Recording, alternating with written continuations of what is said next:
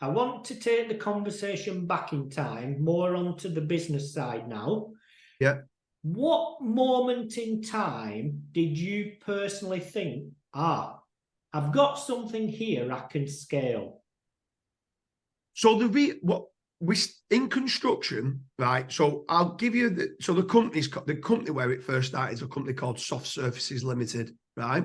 So it's based in Wilmslow in South Manchester in Cheshire, right?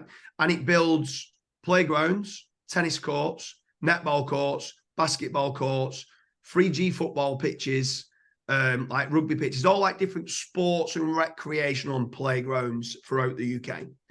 So when we first started, we only did playgrounds, and then we started to realize what we could do tennis courts. So we moved into tennis courts, then we moved into netball courts, then we moved into basketball courts. But then we realized that they wanted us to do the fencing on the tennis court, and was like, well, we don't do that. We only do the surfacing, but we can find a contractor that does it. So that when we found the contractor that does it, he was asking, could you get us more work? So then what started to happen is, and I call it shouldering niches or neighbouring niches, we then built a website out for tennis court fencing, right? Then some of them wanted floodlighting. So then we built one out for floodlighting. So we was getting them inquiries. And then what started to happen, but we was only really doing it so we got the inquiry for the tennis court as well. But sometimes then some of them just wanted fencing, and we're like, oh, you don't want a tennis court? Like, no, we just want the fencing.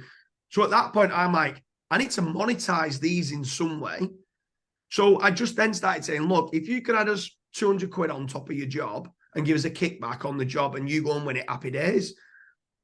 And then we started, like, the soft services grew from, like, I think it does about 8.5 million a year now on soft services. And we don't really want to grow it much more than that. It's kind of a threshold of where it's at. But it was only at like 600,000 a year. So we've grown it like ridiculous amounts over the last like 13 years.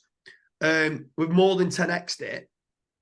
But then we started to realize we're making more money on selling the leads, like for tennis court fencing, for floodlighting, for landscaping, for tarmac surfacing.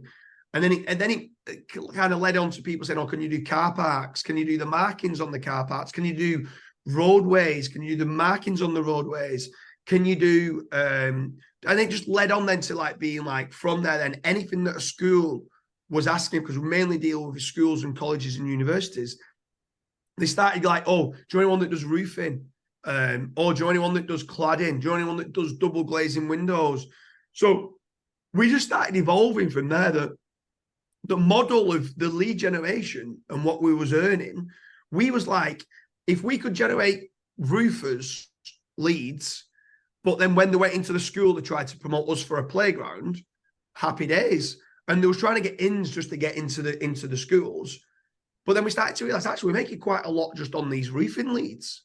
So what else is it that you do? And a roofer might come to us going, we do flat roofing. You go, right, okay, let's build a site for flat roofing. We do biodiverse roofing. We do heritage roofing. We do slate roofing. We do pitched roofing. We're like, bloody, I didn't even realize how many different types of roofing kind of leads that you can generate. So that's how it evolved. And we never set out to do it. It just evolved that way, if that makes sense. So what I would recommend if someone wants to get into the lead generation market, stay close to what you do. So let's say yourself, like you're doing SEO and you want to do a full package SEO, maybe get into doing content writing and if needs be link building, or doing digital PR, or doing other things that all kind of circle around what SEO is.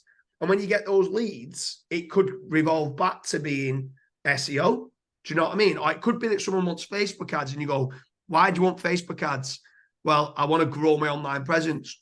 Well, you should put some budget to SEO. So for you ranking for Facebook ads, could you get you SEO work and stuff like that? So that's kind of how it evolved. And then from there, then the lead generation overtook what the construction does. And now I only spend like maybe 1-2 hours a month in the soft services side. We've got great staff in there now, and they're able to maintain where it's at, which is, like I said, 8 to 9 million a year, which is good.